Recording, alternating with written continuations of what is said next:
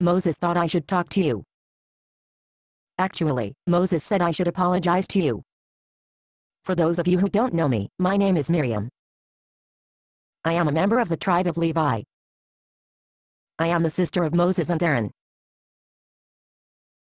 I'm sure you all know who they are. I'm sure you other tribes know that we Levites were set aside from among the 12 tribes of Israel to be caretakers of the Lord's tent of meeting. Our primary duty is to be servants of the Lord. Sometimes we forget that we are servants, and we seek after our own glory. But when we resist humility, the Lord will humble us. I am a prime example of one who was humbled.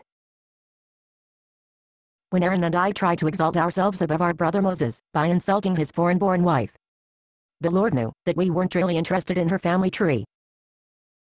He knew we were trying to replace Moses as your leader. We were jealous. And we paid a price.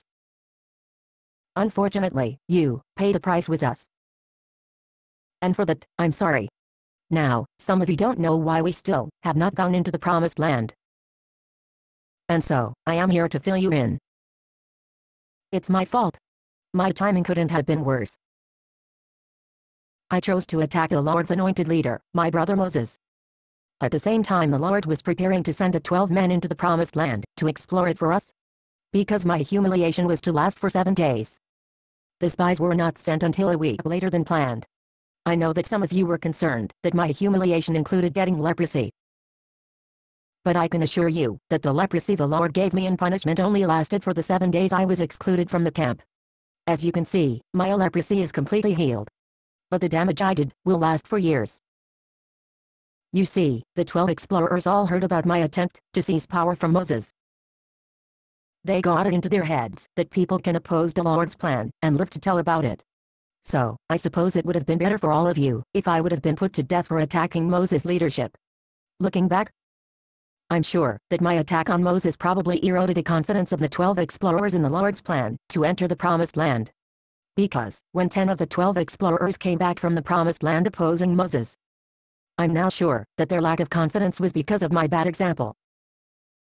I'm sure that, if I had not questioned the Lord's choice of a leader for our people, the spies would not have been so afraid of the enemy. We forgot how the Lord humbled the Egyptians with plagues. How he parted the Red Sea and drowned the Egyptian army. How he gave us manna to eat and water to drink by miraculous means. People of Israel, when we refuse to humble ourselves, we forget how great the Lord is.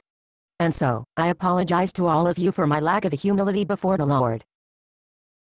My lack of humility had a chain reaction that ended with the Lord's declaration that none of you will enter the promised land.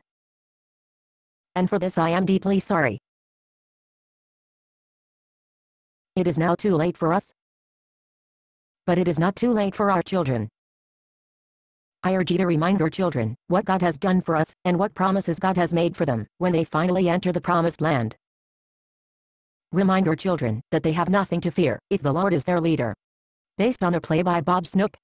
Conditions for use: do not sell any part of this script, even if you rewrite it. Pay no royalties, even if you make money from performances. You may reproduce and distribute this script freely, but all copies must contain this copyright statement.